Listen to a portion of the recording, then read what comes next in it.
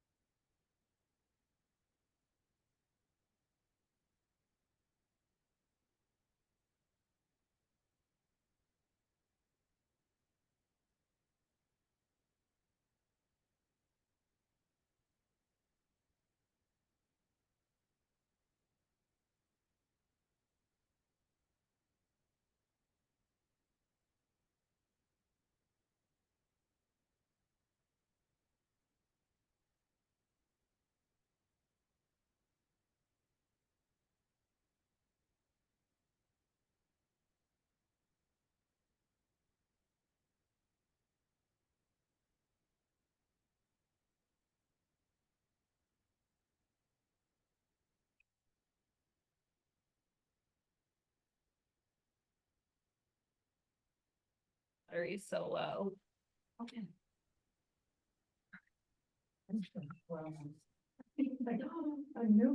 Mariana, can you obviously see us, right? Yeah. You hear us? Good, thank you. Evening, Rob. Evening, how are you, Greg? All right, how are you? I'm good. So we're in recording mode, everybody, just so you know. Hi, Greg. Hi, Mariana. Hi. Hi, Hello, how are you guys? good. How are you? Doing all right, how are you? We're good. Looking forward to the spring at some point. I am. Yes. I have coats and layers and sweaters, and this is just old. I'm very old. Saw parts of Vermont might get a foot of snow by tomorrow afternoon. Seriously? Yeah. Wow.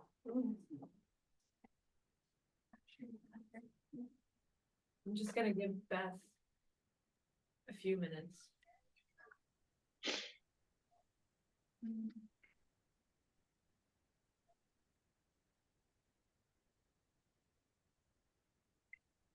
I know you guys can't see, but we have some very exciting math curriculum.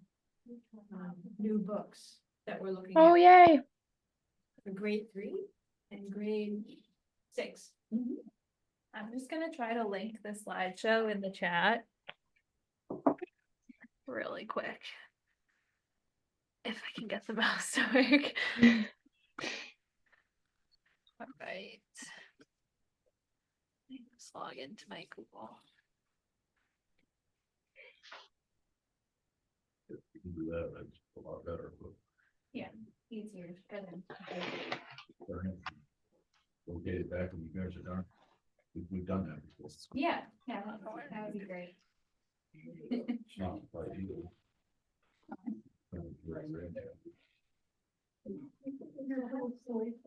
Don't forget my list. Just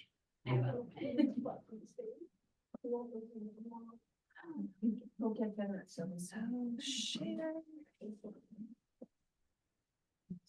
Oh, Anyone with the link? Okay, copy link. yeah, technically this is school committee, but I don't think there is. Let me put that in the chat. Okay, yeah, for the meeting, right? Can it's open for people to? Of course. Yeah. Yeah. I don't know if It's total open meeting, but Yeah. technically this is. Okay, I put the link for the slideshow in the chat. Maybe just give it a click and let me know if that works. Actually, you sit down there. You go. Yeah, you're fine. Yeah, I don't think you want to be in video. No, certainly not. It pops up. Thank you. Awesome, thanks. Plug that back in. I should turn it back this way.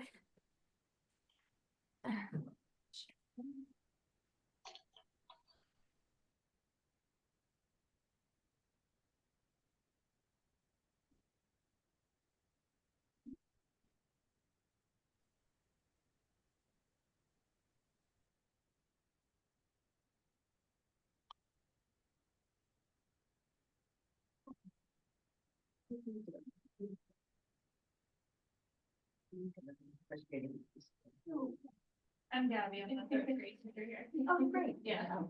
Yeah, me too. Yeah. Yeah.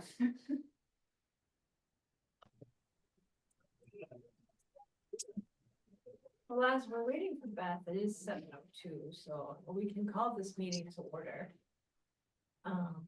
So let's do that. Let's call this meeting to order at 7:02 p.m. on the 8th of April.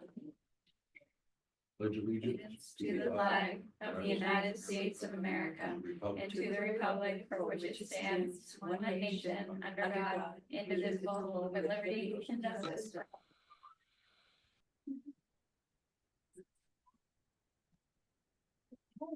Has everyone had an opportunity to review the meeting minutes from our last session on the 25th of March? And, hey Beth, no worries. Hi, Beth. And if so, any changes, edits, questions? No. If not, could I have a motion to approve the minutes from our last meeting on the 25th of March? Motion to approve the Nahant School Committee meeting minutes from March 25th, 2025. Do I have a second? I second. All in favor? Aye. Aye. Okay, so we are going to move the agenda a little out of order as we have a very exciting presentation that has been put together for us on the proposed math curriculum. So I will introduce our presenters. We formed a new curriculum implementation and professional development committee meeting as part of our negotiations this year. And the components of that consist of myself, Principal Andrews, and 2 appointed members of the teaching staff who have expertise in areas of the younger grades as well as the olders. So we have Gabby Rademacher and we have Kayla Harrington, younger grade teacher and older grade teacher. And they've done a tremendous amount of research on our math program and its effectiveness in the past, as well as other programs that are used that are very effective, reviewed by the Department of Elementary and Secondary Education, and also looked at what Swampscott uses to make sure that whatever we might decide to change to work in conjunction with where our kids attend middle and secondary school. So I'm gonna have Gabby and Kayla present, but you want me to turn that out? I'll get you set up with that. Where do I see ourselves? Oh, there we are. You just, can you see the? Not quite yet. It's just this cord is there we go. Centered we go. It works properly. Let me know. I can see, you can see us. It's just, the screen closer. looks very bright. Maybe we should pin.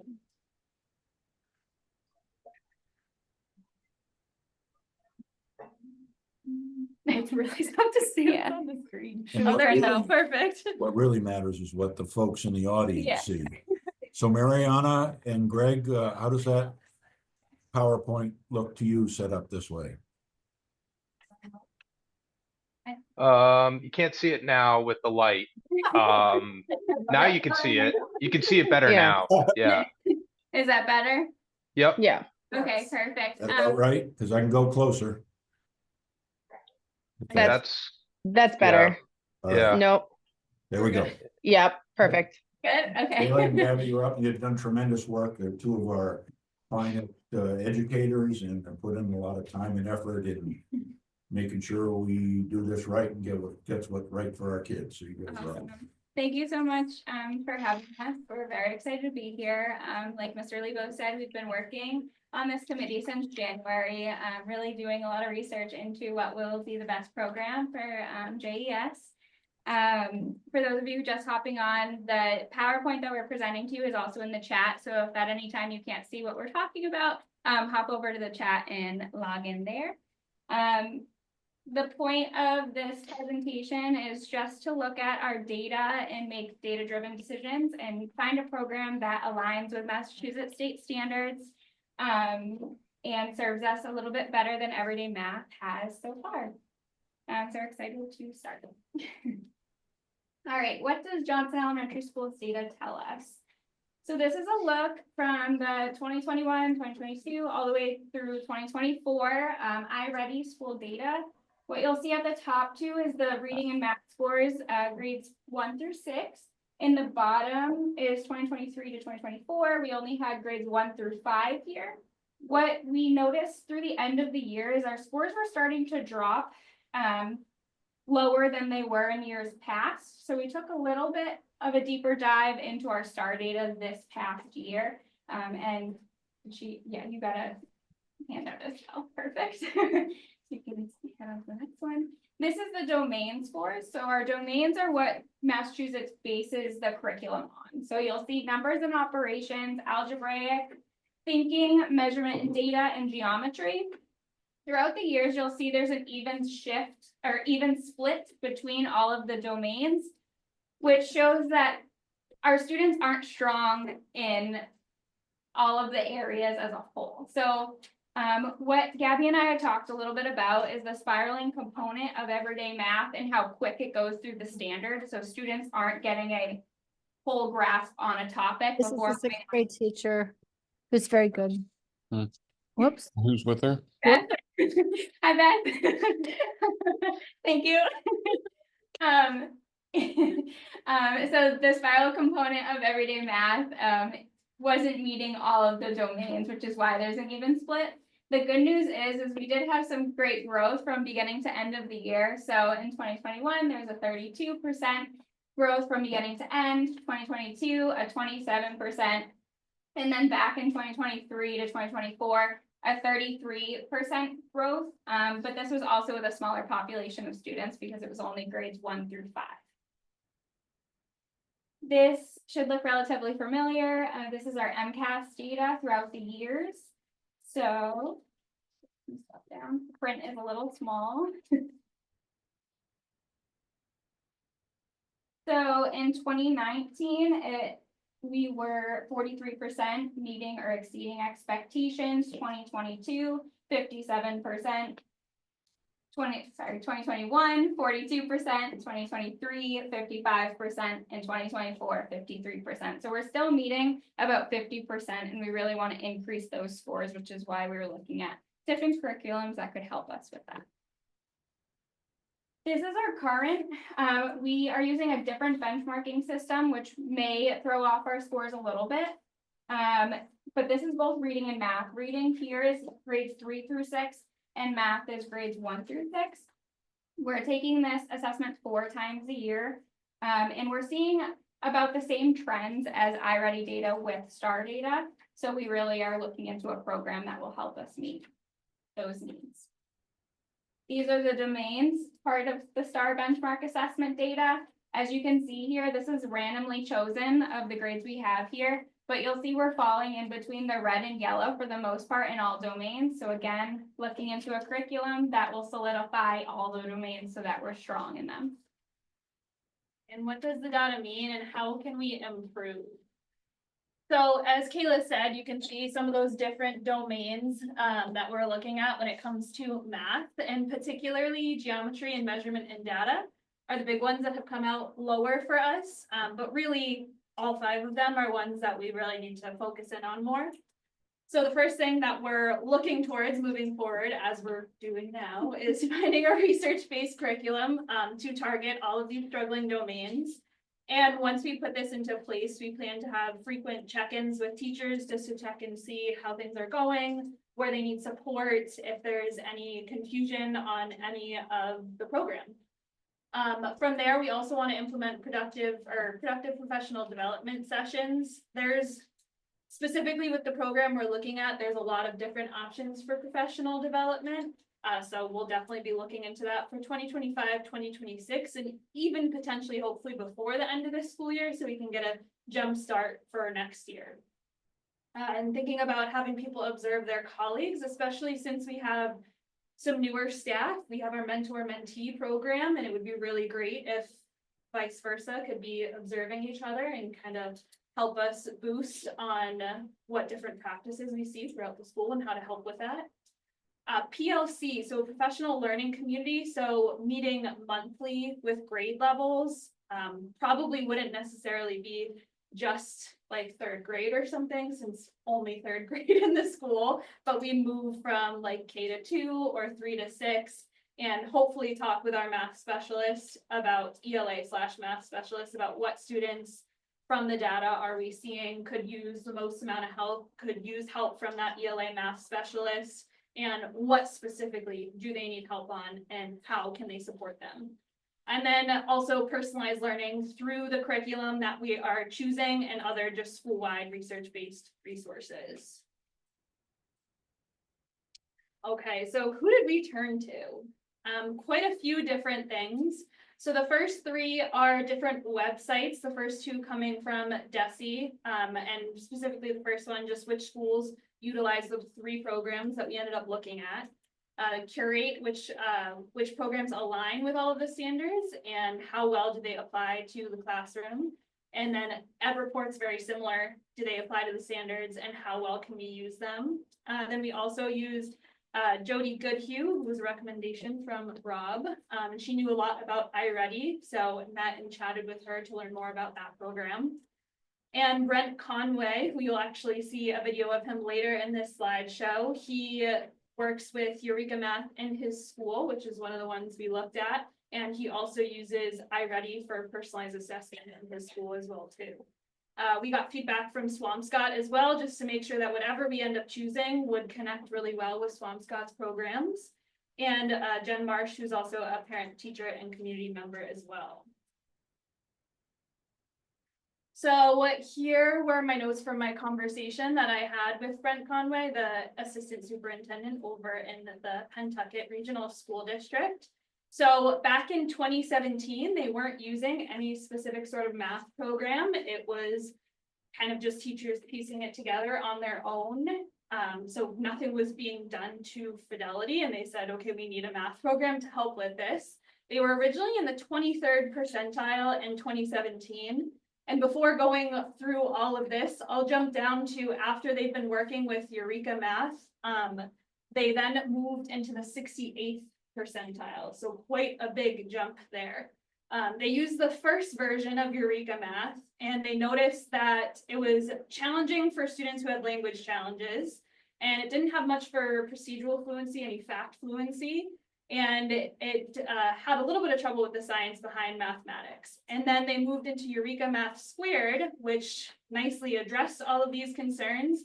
And after they did, they saw significant growth, especially among special education students as well too. And he made sure to mention as well that Great Minds, which is the company that owns Eureka Math Squared, just continuously refines its programs based on any of the feedback that they get from schools. So what we go with now, they might continue to refine and make even better throughout the years. So this is just the quick video of Brent speaking to Desi about Eureka Math and just about mathematics in general.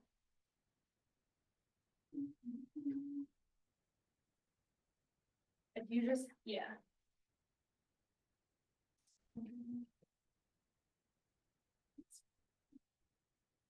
Four years ago across the entire district. Prior to that, the district didn't have a math curriculum. Every school was using a different text, different grade levels. They were addressing standards, but it wasn't really organized. And they went many years without a consistent math curriculum.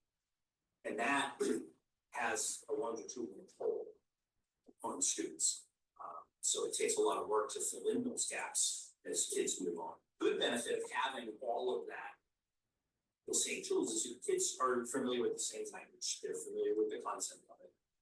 You know, what Eureka Math does for us is it does root it in conceptual understanding, but it also has that fluency with automaticity in those math facts. And it's one of the first programs that seem to do that. We, you know, for a number of years, we saw math curriculums that did focus on the conceptual math, but students never developed that automaticity, or at least it wasn't part of the program. This builds it all in. It's all part of it.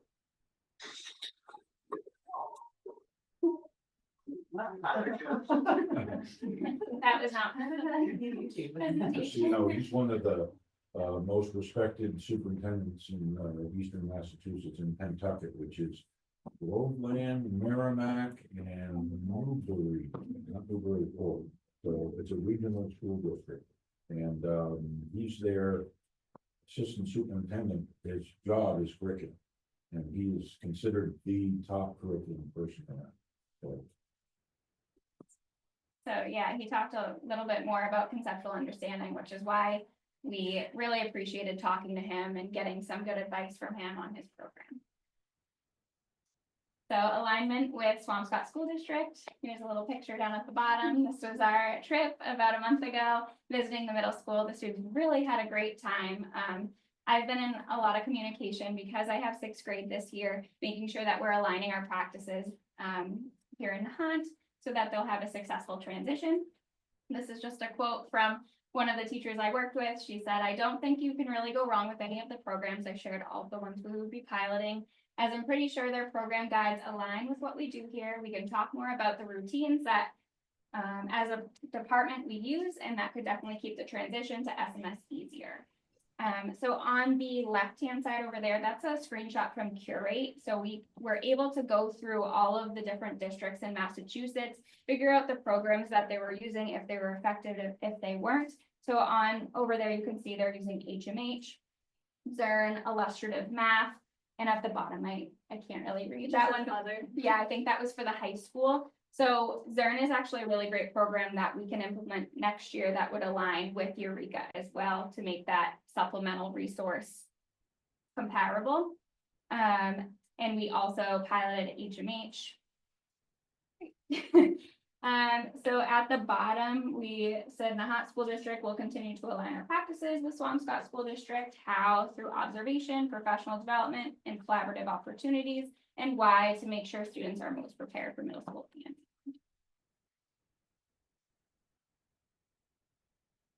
what did we pilot and what are they known for? We piloted HMH, iReady, and Eureka Math Squared. We gave the opportunity in all grades to pilot the programs. Every company sent us their materials and teachers could try out a few lessons if they liked. I actually, Eureka Math Squared offered to send us curriculum that we are currently teaching. So I'm in my geometry unit in 6th grade. So currently we've been using the Eureka Math Squared for our whole geometry unit. So HMH, it was invented in 2020 in Boston, Massachusetts. It's known for its focus on student growth, student empowerment, and a whole child approach, incorporating collaborative learning. iReady was invented in 2011 by Curriculum Associates and Bill Rick of Mass. It's known for personalized and adaptive learning through diagnostic assessment. And finally, Eureka Math is invented in 2021 by Great Minds in New York. It's known for being rigorous knowledge building math. It's a rigorous knowledge building math curriculum that combines in-depth instruction with an engaging digital experience, aiming to foster a deep understanding of math concepts and real world applications. All of these descriptions really hit home for us. Just working with everyday math, we really wanted it to be personalized for students to see the most growth. And Right, so what do our teachers say? So what do our teachers say about everyday math? So I've been teaching everyday math since I came here 4 years ago, 5, something like that at this point. And there were definitely holes in the curriculum, or not the curriculum, the program that I noticed for sure. As Kayla mentioned, it was a spiral. So you kind of glaze over a skill or a concept, and then you move on to the next thing. It might come back into the next unit, but kids don't get enough time to go in depth into it. So by the time you move on to the next thing and then you're back onto it in the next unit, it feels very broken up for the kids. It's hard to leave plans for a substitute coming in to cover. It's not, doesn't really generalize for someone who's not normally used to teaching it. We had to find a lot of other ways to supplement it. Obviously we have IXL. It was great to bring in Zern this year as well too. But we don't want to have to supplement so much with a math program. They didn't have any slides online, which all of the programs that we looked at do have that as an option, which was great. A lot of it was wordy and confusing. I noticed, especially on the math tests, particularly for struggling readers, a lot of the times I would have to even read the question for them and really break it down for them, which you normally see working on word problems, but not to that extent. And the program didn't go through that really conceptual understanding that Brett Conway was speaking of. It kind of just went straight into the let's learn how to do the rote method for it, as opposed to going through the behind the scenes aspects. And there was no options for differentiation really at all. And teachers had to do this on their own. And also there was no procedural fact fluency, again, as Brent Conway mentioned as well too. So what do our teachers say about Eureka Math Squared? So after trying the program, there were just a few quotes I pulled from some of the different teachers in the school. So just focusing on how effectively it moved from whole group to buddy work to independent work. And I believe I took this from one of the younger grades as well too. So it's nice how it really focuses on the grade appropriate practices. The lesson was direct and easy to understand. It would be easy to do with fidelity across all grade levels. There's a clear routine for math each day. It has easy language. It's easy for students to understand, especially for English language learners. And it has engaging lessons, and again, that are age appropriate lessons. And then just from having done this piloting of the 3 programs, we had a survey that we sent out to teachers and that they filled out. The clear favorite for everyone, it's a little tough to see, but was Eureka Squared Math. About 86% of teachers chose that one. And then we broke it down by a few different strands just to kind of really hone in on the different ratings people would give it. For content standards and organization, 70% of teachers gave it a 5 out of 5. Grade appropriate practices, 86% gave it a 5 out of 5.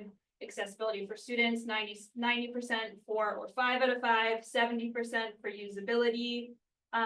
Impact on student learning, 85% of teachers gave it a 4 or a 5 out of 5.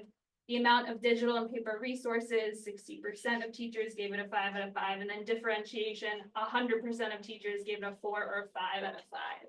And especially for this amount of digital and paper resources, Kayla and I were lucky enough to get those books for the ones that we were teaching, but not every grade level got those books when they sent us the materials. So I think that's where some of the gray area came in there. And I also think in regards to usability and even the accessibility for students in the organization with professional development, those numbers would go up quite a bit, because basically we just handed them the materials and said, okay, try some of these lessons, which if you're not familiar with seeing someone else do it can be definitely a challenging thing to do. But I think it's great that the numbers came out so high just with looking through the books and be able to kind of try it on their own. So what's the research? So this is a little bit of what I was just talking about. This is the state of Massachusetts. On the right, you can see what districts are using Eureka Math Squared. There's 47 total districts. This is Curate, another resource we used. So you can see in content standards and organization, it got a full circle. So that means it's meeting all of the things that it needs to. Grade appropriate practices and standard alignment. What we see down here is mostly the circles filled in through classroom application, accessibility for students, and usability for teachers. I would say it's more of it depends on the teacher sort of situation, but fortunately for our school, I think our teachers are very adaptive and clearly it worked very well for them and it had a good impact on learning. And this is an ed report in that it's meeting expectations in the areas it needs to. Okay, what are the benefits of Eureka Math Squared? So there's quite a few of them. So as we've kept saying, there is fact fluency practice built into the start of every lesson, which is nice. You don't have to do something separate for that. There's downloadable pre-made slides, which I know I've used and Kayla has used as well too. So it's nice not to have to spend all of our time putting all those together and prepping for that. And the part that I really thought was neat is that students can take the quizzes and assessments online. And then from there, we as teachers get instant data feedback right afterwards. And I'll show that a little bit more on the next slide. There's problem sets as well too for that extra practice. There's homework that's tied to curriculum, which is nice as well, because we didn't see that as much with everyday math. There's exit tickets, there's extra practice questions. There's also all materials are offered in Spanish as well too. There's parent letters that will go home with each module, and parents can also get online access and be able to see on the student's account how they've been doing, see their quizzes, see their work, what they've struggled with.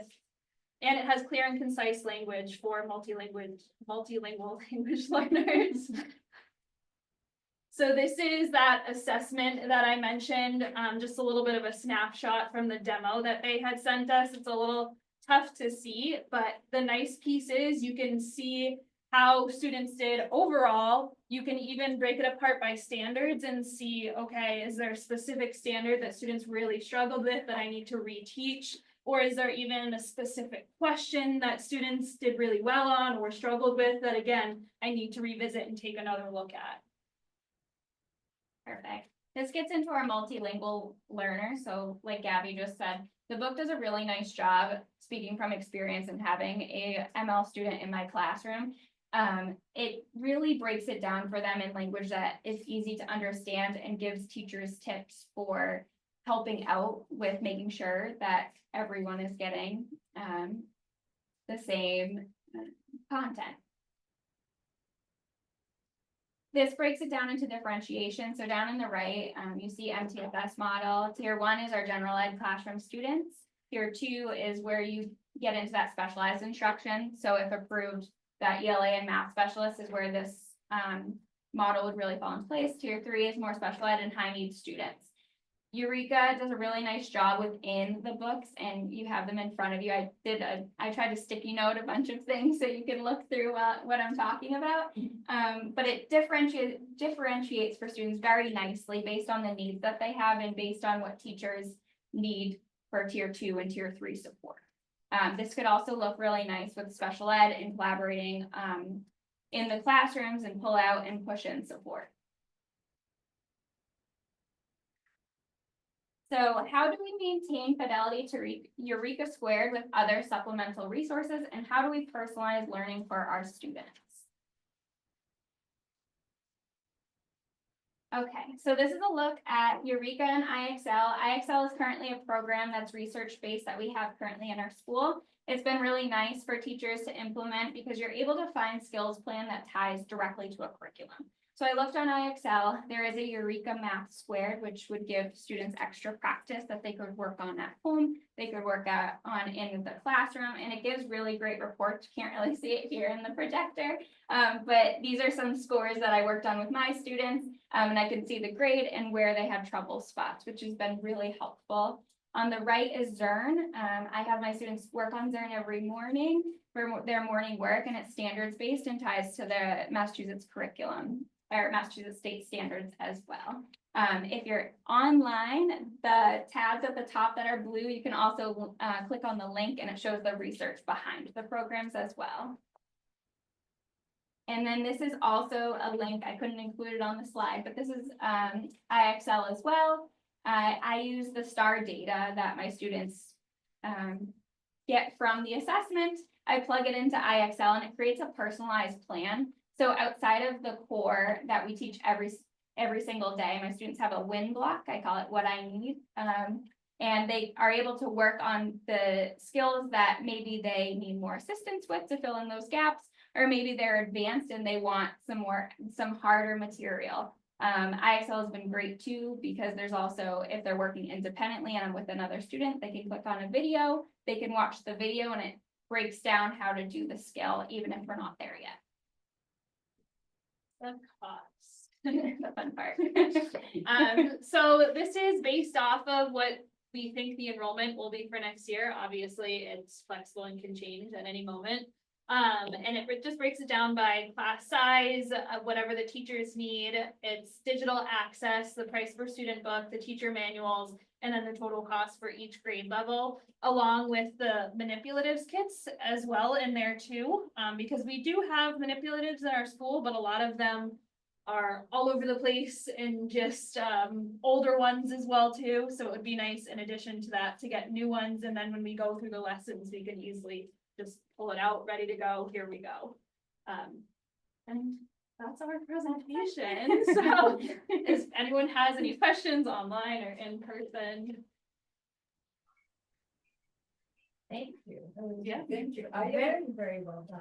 Thank you. And I do have a comment, the math facts are so important as the students progress. Yep. So that's a really spectacular feature with this curriculum. For sure, yeah. Being the third grade teacher here, we really drill into multiplication sets, and having to go outside of the curriculum for that is definitely a It is. challenge. Yeah. I've got a few questions. First off, one of the best presentations I've ever seen. Oh, thank you. Thank you. It was felt really accessible and you brought everybody along. I love how you let us in through the MCAS in the I think it was the STAR scores. Super helpful. So my questions are, so HMHI Ready and Eureka, are they competing programs and you're recommending Eureka? Or do you see iReady as a support and auxiliary support to a Eureka math program? We're recommending Eureka Squared. Yes. Yes. iReady, I know they moved it you had benchmark testing before. Yeah. Do you want to answer to that? So I did, like I said, I did get to speak with Brent Conway over in Pentucket, and his schools do use iReady, the personalized learning piece of it. Right, okay, But he only uses it as like a 20% subscription, so it's not Right. even for the whole school, okay, it's just for some those kids to build. kids that they skills. identify at the beginning of the year Right. that they But need you that. would still use IXL as the skill builder Yes. outside of school? Yeah, so Okay. we're fully recommending Eureka Math Squared. Yeah.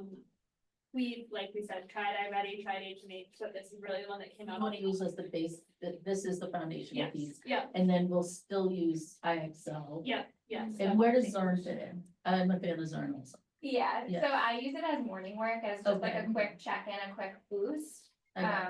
just as an additional resource. Okay, great. Yeah. So it would just be the school right now, would just be those two things, the main thing, the auxiliary thing. Okay.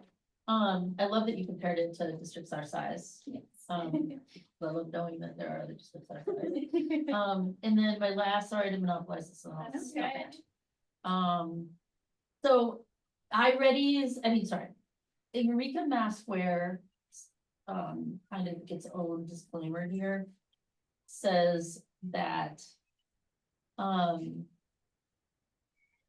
no, it's not here, if, I can't find it, but they said there, one place that it was Curate's overview, and they said the assessments sometimes don't tell teachers where to go next.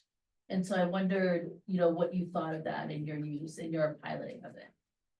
Cause they also said like it's a little weak on multilingual learners. You found that that's a tiny amount of our school right now, but you were able to test it on one student at least. Yeah, Which is great. So like where do those two sort of their own, like, we're still working on this, like, where does that land for us? I felt it was very strong with my multilingual learner, but obviously I have one student, Right. I'm not working in a district with more. I felt that the language they're using is accessible to my Yeah. students, and I don't know, do you wanna add to what your experience was? I mean, I don't have any Yeah. MLs in my classroom. As far as the assessment piece of it goes, Yeah. that online assessment, that was a demo that they did for us, so we didn't actually even get to use like the online assessment okay. piece, we just got to see it, what it would look like with a demo class. Right. I definitely think, like we said, with professional development, that will be something that we piece apart a little bit more. And really look at the data for that, and what we would do next when we look at a quiz like that and see this is a lower standard. Right. Let's go back to this, what can we do type of thing. They also give Yeah. you accessibility to all grade levels on there, so let's say you have a student coming in at a lower grade Right. level. Yep. We can, tailor it No, towards yeah. what the student needs and talk to the families and whoever's helping out with that student to make sure they get what they need. That's great. Which I think we're already doing right now. But this just without program the is just more support, yeah. comprehensive and we can get a bigger picture for what they're actually struggling Yeah. with before we get to like unit 5. Gives 8 manipulative kids enough. Well, that would be for each classroom, for the manipulative 8 kids. for each classroom, okay. It would be in one for each Each classroom, grade, and yeah. the manipulative kits comes with like everything that they would need Okay, for the year. Great. And it's 8 because we're thinking we will have 2 second grade classes next year. Yep. Once that then moves through the grade levels, then we can obviously talk about, do we need to buy another manipulative kit for 3rd grade and then 4th grade and then 5th grade and all of so on. I love Great Minds. I think I'm more familiar with their literacy and English ELA work. But yeah, I'm a huge, I don't think it's my decision, but if it were, I'd be sold. It's great. Most impressive to me is not only the respect I have for Brent Conway and how long he's been there, Totally. and why people haven't picked him up as a superintendent. He's tried 2 or 3 times. I've watched his interviews. He's a curriculum guru. And great. to have his district go from 23% to in the It's 60s, which is in a short period of time, based on a program change with same sort of makeup of kids. It's not like one class is stronger than another. You're talking about a fairly big district, 1,800 kids or whatever, 3 different towns, different demographics, different makeup. And the real thing for me is the differentiation part. Is that, as far as I'm concerned, is the part that turns on a kid who doesn't really care about math, but when it's tied to something they care about and they can relate to through differentiation, that is the whole key to the operation. It's, I was going into this was a iReady guy, I think, simply because that's what Rockport had used. Because it had a good take-home piece, it had a good part if the kid was out 2 weeks, a parent could work with them, or if they were on a trip. I think, Eureka Squared has that as well, but that was the part of iReady that I really liked, but I think the pieces that it's missing can't, and what its strengths are, can't overcome what Eureka Squared is. Great. And the districts that are using it are really solid districts, respected districts, and math's a tough subject. You know, it really, really is. It's so important, and it's one of the two flagship, ELA and math still as a comparison from school to school, and I think making the shift is one of the most instrumental things that we can possibly do. It's to great. move forward. In running high schools, the thing that it makes me think about for us is that the more that we can make math come alive, and they talked about, what got me is like mapping, like what is the conceptual version of math, and then mapping it to how you're gonna use this in the world is an engagement technique, you know, that then now high schools are moving very quickly towards the idea of how we're getting kids ready for the workforce, right? Whether they go to college or a trade or a career development program or what have you.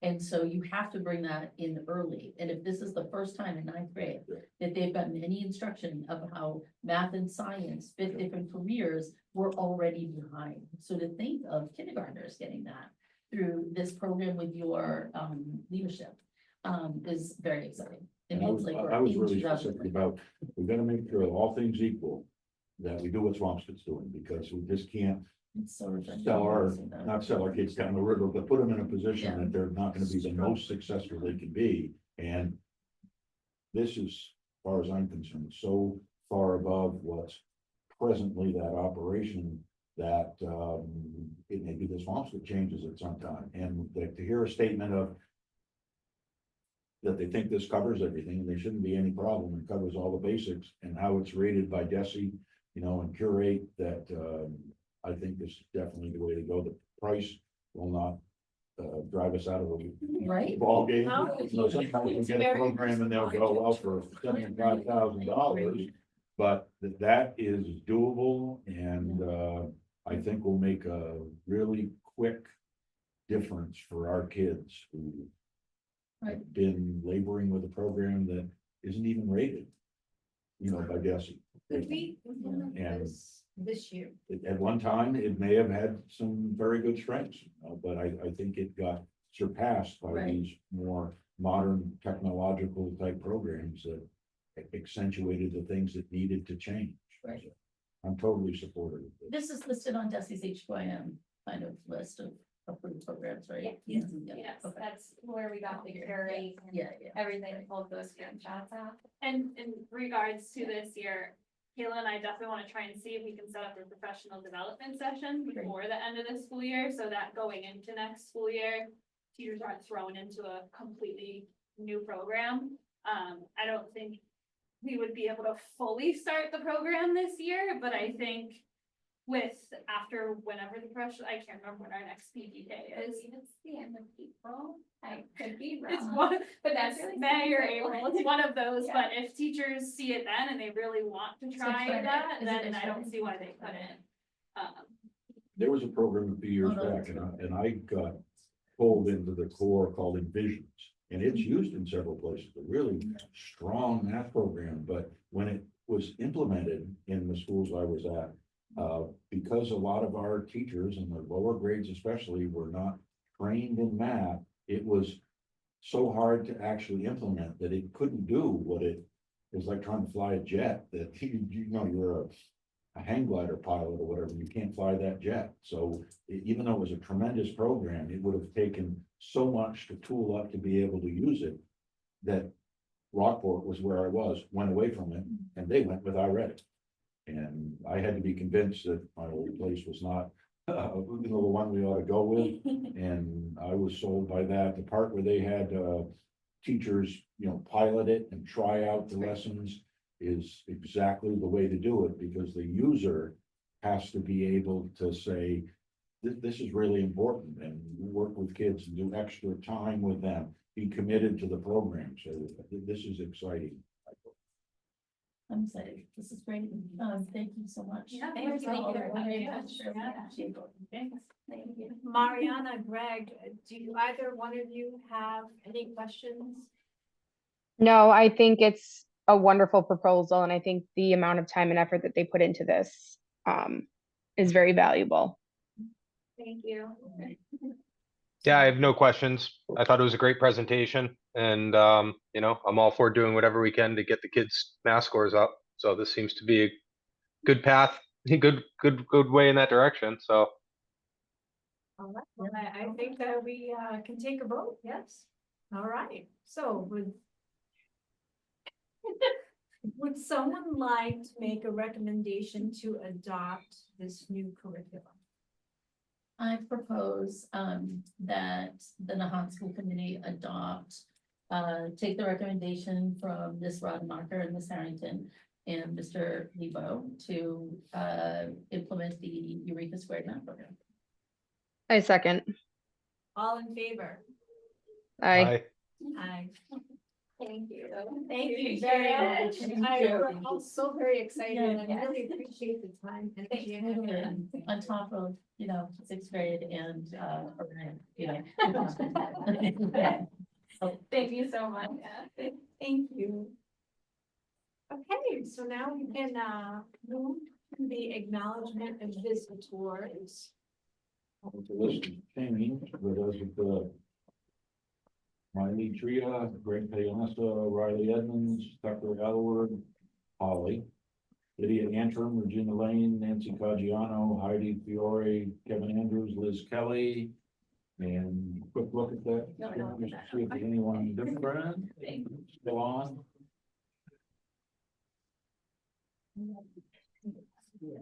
Mariana Rawwood. She's on there.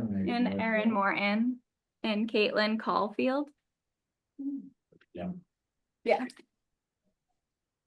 Hello, everyone. Thank you for joining us this evening.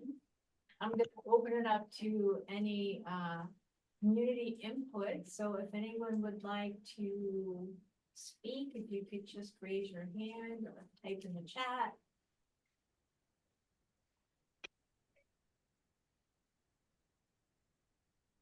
I admit I don't have the best vision, but I don't see any No. raised hand.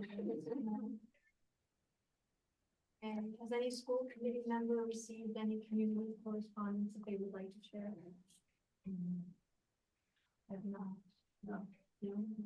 Mariana? I've not. I've just heard a general interest in people attending more school committee meetings and joining in the school committee and what we're doing here more to the extent possible. So I think that it's a really good thing that we've shared announcements about the school committee meetings, how to access the meetings. Even today, my wife and I were getting asked, oh, well, how do I log on to the Zoom, or where is the actual meeting taking place? So I think it's a really good thing that we've tried to open it up to the community as we have and tried to get as much community input as possible, because in the end, this is all of our school, not just the school committee members.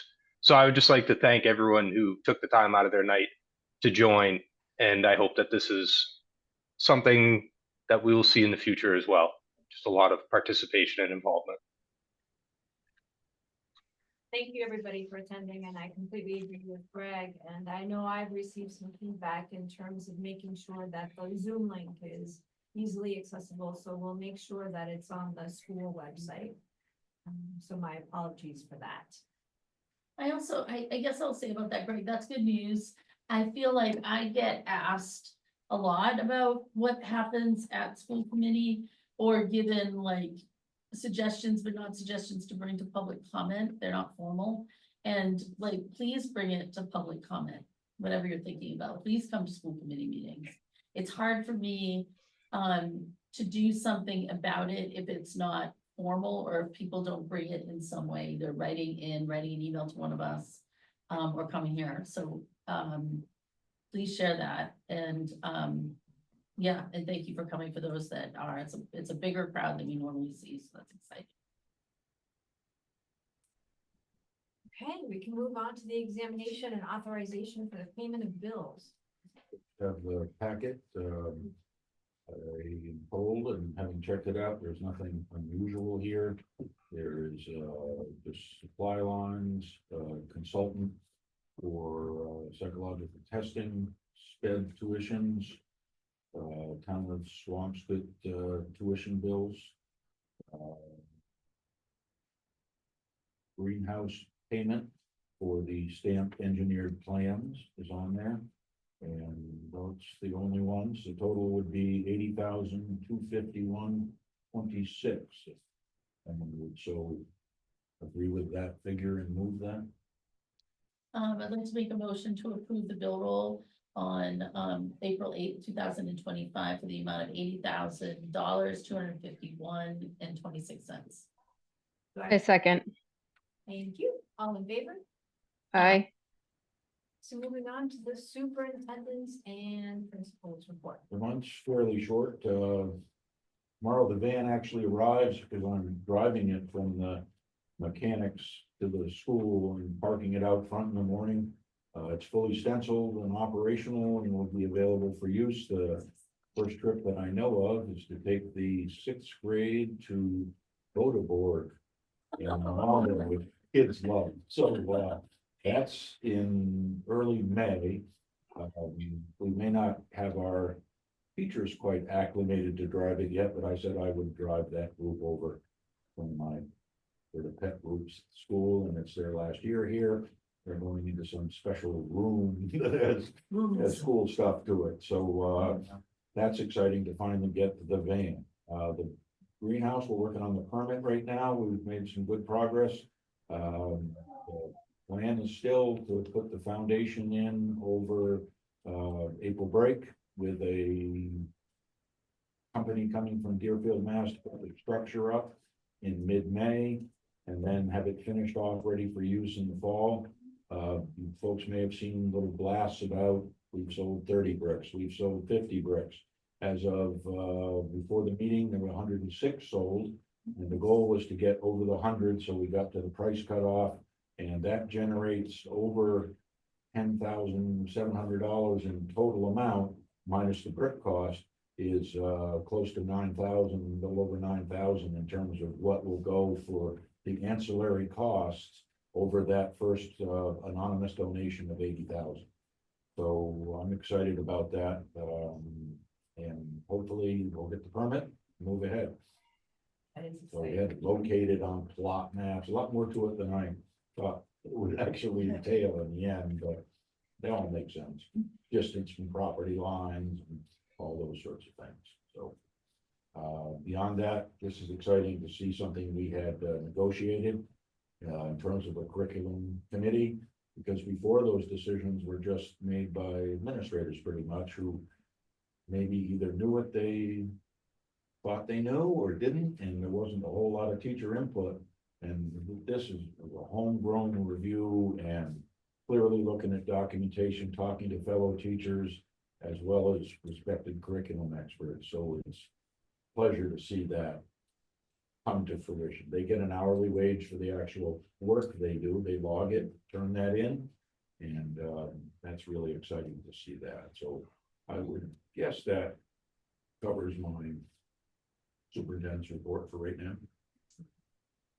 I know that Kevin's not here. I don't know if there's anything that you want to share for principal's report or personnel. And I did send out a message at 5 o'clock.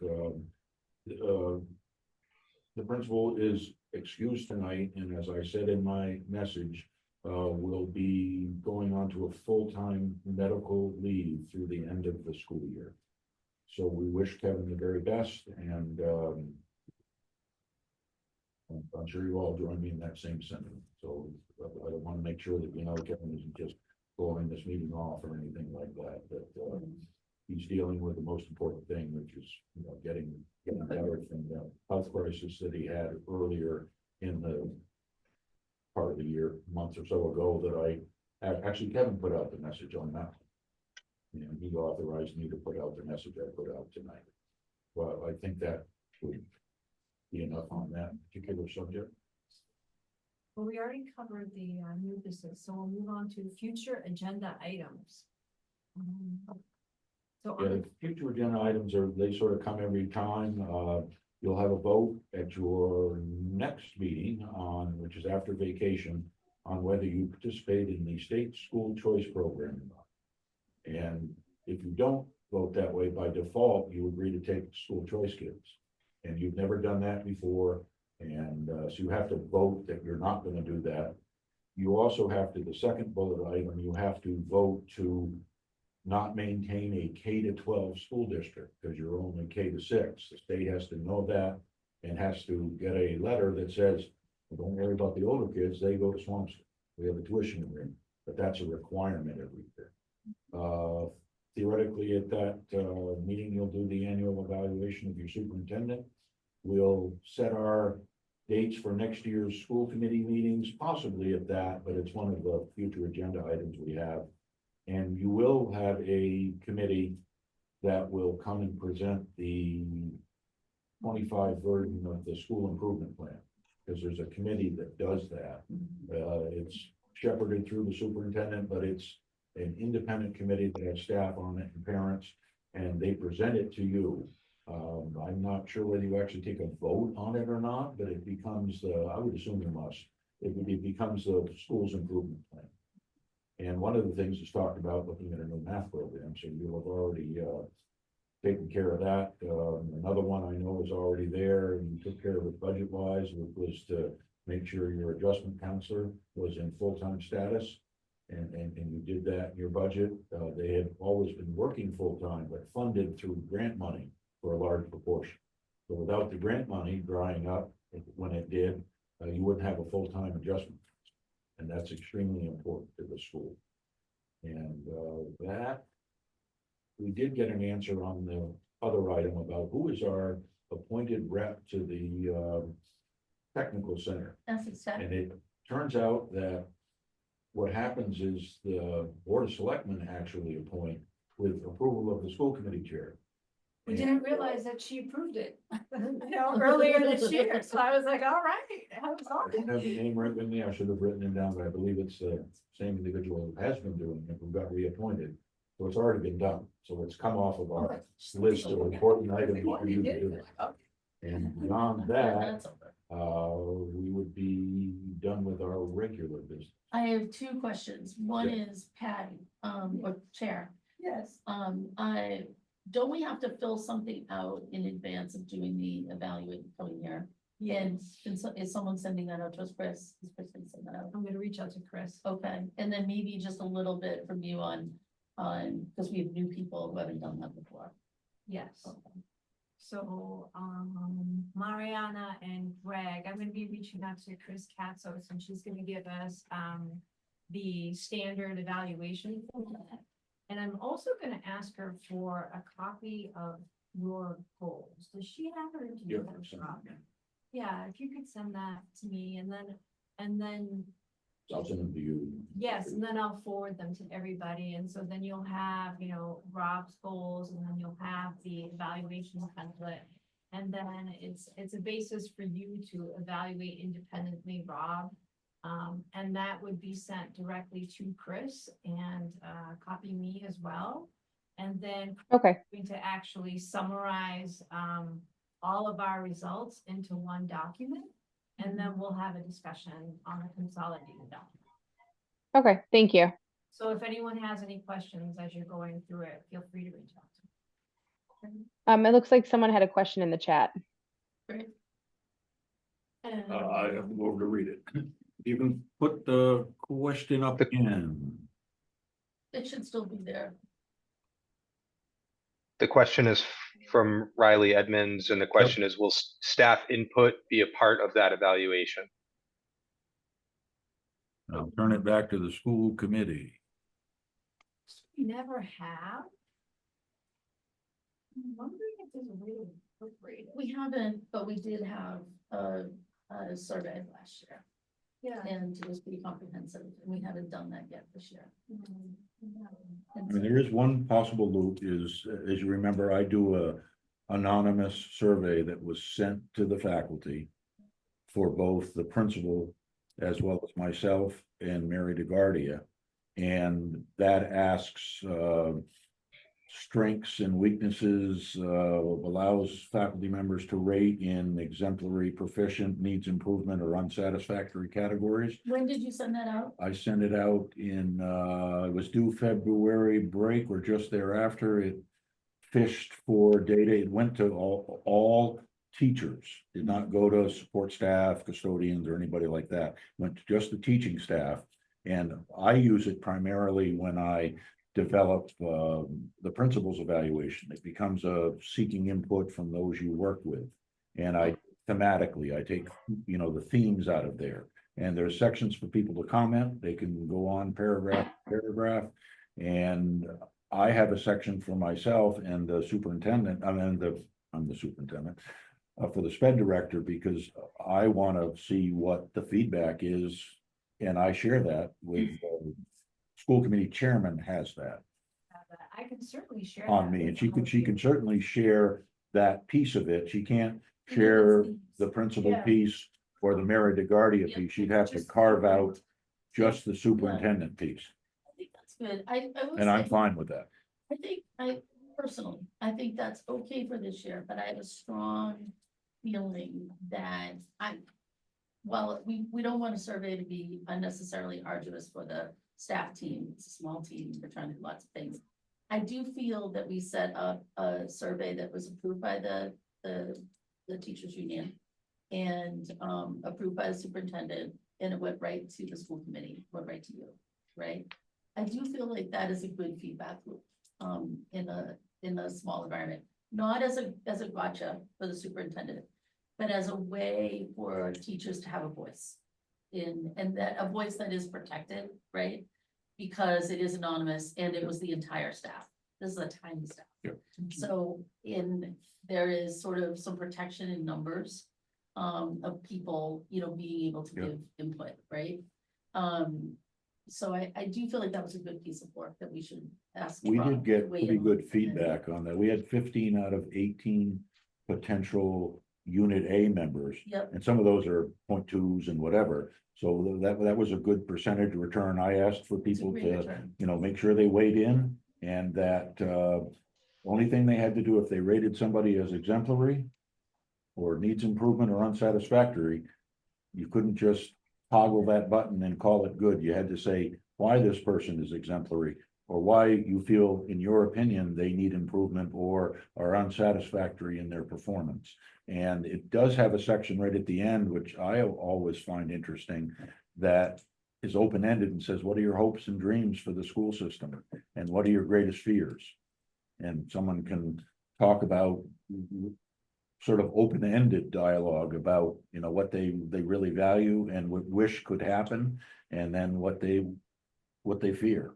And it doesn't identify individual teachers because they're asked not to talk about specific incidents or whatever, so it protects the person who's giving the feedback. It's very important that that's done. And I think for you guys to use it, I'd have to get sort of approval, I think, from those that did the author of the original part, or you solicit a new one. And I'm sure the staff would be willing to give you whatever you asked for. I think it's a lot to do for this year. I think you Yep. could just Yeah. use yours, but I would love to return to that next year at a time after you have had a chance to review the survey that I'm bringing up right now. And potentially ask the staff to also weigh in on questions, see if there's anything else they want to ask. We could spend some time working on that. Yeah, no, I agree. I know that there was a fallout with our survey having consequences that. Unintended, yeah. Unintended. But I think I think we know that now from the teachers that talked to us about that. And I think we could also, with that in mind, Rob would have that in mind too, And just give some comfort to the teachers that are out there that that's not the intent. The intent is truly to get feedback, Yeah. honest. I mean, I'm fine with feedback. it, whatever the process is. And We wanted to not result in a million more. I mean, in the part I do, it's tied to the DESI rubric, for example, on principal performance. So it's a lot of curriculum questions, and if you send that out to a custodian or a secretary, they're not applicable. So it's really focused on teaching and learning the questions I ask. For the superintendent's rubric, it's just open-ended. It has overall leadership, community engagement, professional culture, and operations and management, those 4 standards. And there are a bunch of little bullets underneath that for superintendents that define those items, but I've always used a broad base, talk about leadership, talk about operations and management, both good and bad, because they give warm and cool feedback. The warm feedback is, well, I think Tony Pirantazzi, Rob Lebo do this well. Cool feedback, I wish this was done better or whatever. And those are important items for growth for the individual as well as the school. So I'm fine with whatever situation you put out and how you do it. I feel And that it's important for the staff to feel comfortable communicating with the school committee. That was discouraged Yep. previously. And I just think it's important for them to realize we're here to support them and not in an adversarial way. And with that sort of theme, it doesn't have to be the 28th of April. It can be in May. We can move it into a May meeting, second meeting in May. Yeah, we probably are gonna need. There are some time. school districts that don't do your yearly evaluation until the next October Okay. is when it's actually done, which doesn't make a lot of sense to me. For you. I would never do So that. I can certainly move that. You and I can talk about it as to which meeting it goes on and then go from there. Yeah, I'll certainly pass everything out to everybody, but for it to be complete by the 29th for school vacation. Okay, well. If there's no other business to discuss, if I could have a motion to adjourn this meeting to go into executive session, not to reconvene. into open session. Motion to adjourn at 8:06 PM to go to executive session and not to reconvene to public session thereafter. I second. All in favor? Aye. Thank you, everybody. Thanks, everybody. Thank you. So Greg and Mariana, I'm gonna ask you folks to log off and log back in if you could. And everyone else, thank you very much for attending. We're gonna be in executive session. Thank you so much.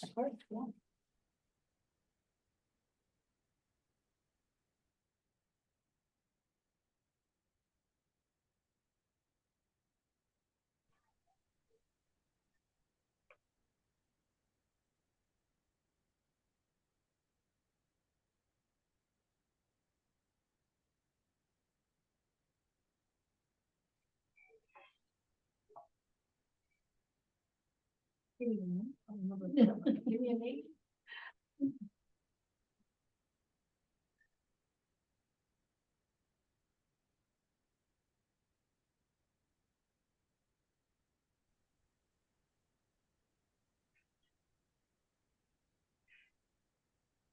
Somebody still here? Looks like Kevin Andrews is still on.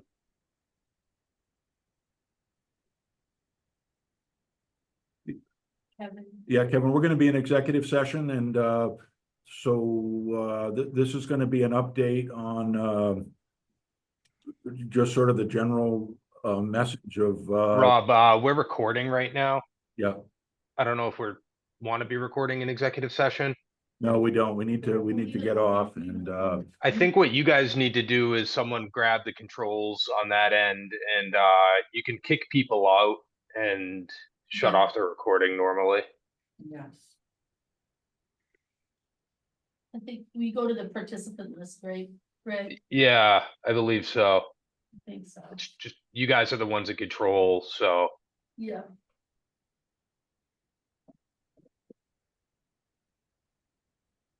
Of course, I don't have the right glasses on.